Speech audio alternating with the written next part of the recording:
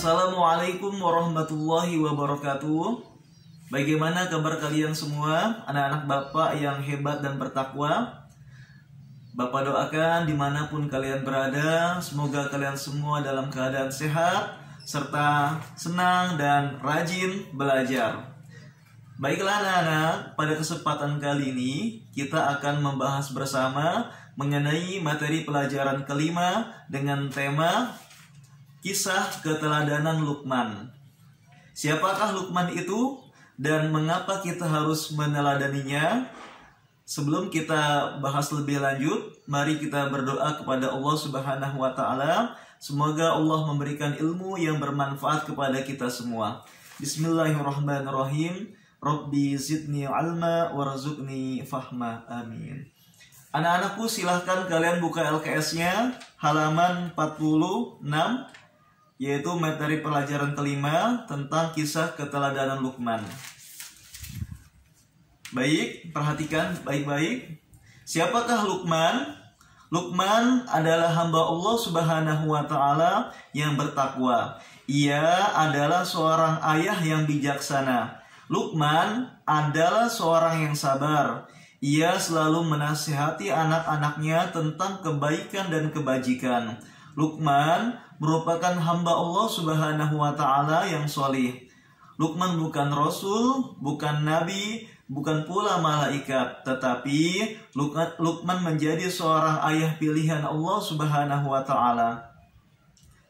Namanya diabadikan dalam Al-Quran, yaitu dalam surah Luqman, surah ke-31. Ia telah mendapatkan ilmu hikmah sehingga ia dijuluki dengan Al-Hakim atau ahli hikmah. Luqman diabadikan namanya oleh Allah Subhanahu wa Ta'ala karena memang orang soleh yang patut diteladani. Allah Subhanahu wa Ta'ala tidak menilai seseorang dari gagah tidaknya, juga tidak dari statusnya, jabatannya, warna kulitnya, dan lainnya. Akan tetapi Allah menilai dari ketakwaan dan kesalehannya. Baiklah, apa saja keteladanan Luqman yang patut kita teladani, serta apa saja nasihatnya kepada anak-anaknya? Silakan anak-anak disimak sebagai berikut ya. Anak-anak sekalian, banyak pelajaran yang dapat diambil dari nasihat-nasihat Luqman. Salah satu nasihat Luqman yaitu ajaran untuk bersyukur. Sebagaimana firman Allah Subhanahu wa Ta'ala dalam surah Luqman ayat ke-12, yang artinya, dan sungguh telah kami berikan hikmah kepada Luqman, yaitu bersyukurlah kepada Allah. Dan barang siapa bersyukur kepada Allah, maka sesungguhnya dia bersyukur untuk dirinya sendiri.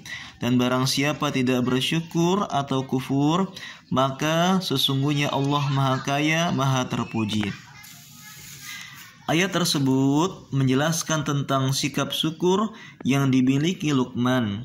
Luqman selalu bersyukur ketika mendapat nikmat termasuk hikmah.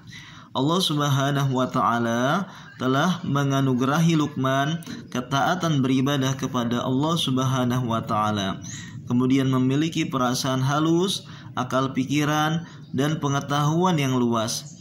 Syukur adalah berterima kasih kepada Allah atas semua nikmat yang diberikan Allah kepada kita. Ayat di atas juga menjelaskan tentang orang yang tidak menyadari, bahkan mengingkari bahwa nikmat yang didapatkan benar-benar dari Allah Subhanahu wa Ta'ala adalah orang yang kufur nikmat.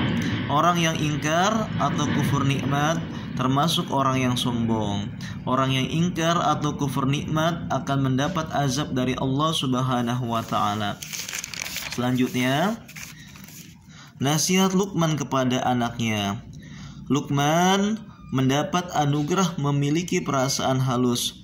Luqman senantiasa memberikan nasihat-nasihat pendidikan akidah dan akhlak pada anak-anaknya. Berikut beberapa nasihat Luqman. Yang pertama, jangan musyrik dan menyekutukan Allah. Luqman menyadari bahwa pendidikan akidah perlu ditanamkan pada anak sejak dini. Pendidikan tauhid sangat penting sekali sebagai modal dasar bagi anak dalam menjalani kehidupan. Allah Subhanahu wa taala berfirman yang artinya, dan ingatlah ketika Luqman berkata kepada anaknya ketika dia memberi pelajaran kepadanya, wahai anakku, janganlah engkau mempersekutukan Allah. Sesungguhnya mempersekutukan Allah adalah benar-benar kezaliman yang besar. Sesuai ayat di atas, nasihat Luqman yang pertama adalah larangan menyekutukan Allah Subhanahu wa taala. Mempersekutukan artinya menyerupakan sesuatu dengan Allah. Menyekutukan Allah merupakan kezaliman dan kemungkaran besar. Allah Subhanahu wa taala tidak akan mengampuni dosa musyrik kecuali ia bertaubat dan meninggalkan perbuatannya. Selanjutnya, nasihat Luqman yang kedua kepada anaknya adalah berbakti kepada kedua orang tua. Sebagaimana firman Allah dalam surah Luqman ayat ke-14 yang artinya, dan kami perintahkan manusia agar berbuat baik kepada kedua orang tuanya. Ibunya telah mengandungnya dalam keadaan lemah yang bertambah-tambah dan menyapihnya dalam usia 2 tahun. Bersyukurlah kepadaku dan kepada kedua orang tuamu, hanya kepada aku kembalimu. Kemudian nasihat Luqman yang ketiga adalah mengikuti jalan orang-orang yang kembali kepada Allah Subhanahu wa taala. Bapak minta kalian lanjutkan bacanya sampai halaman ke-52, mengingat durasi anak-anak biar tidak terlalu panjang. Kemudian Bapak minta anak-anakku sekalian mengerjakan tugas LKS halaman 53 sampai dengan 55. Nanti akan Bapak tampilkan jawabannya agar kalian mudah dalam belajar. Tapi Bapak minta juga kalian baca dulu soalnya terlebih dahulu ya, agar kalian bisa benar-benar paham dan juga mengerti. Demikian anak-anak, kita akhiri pembelajaran kali ini dengan bacaan hamdalah, alhamdulillah.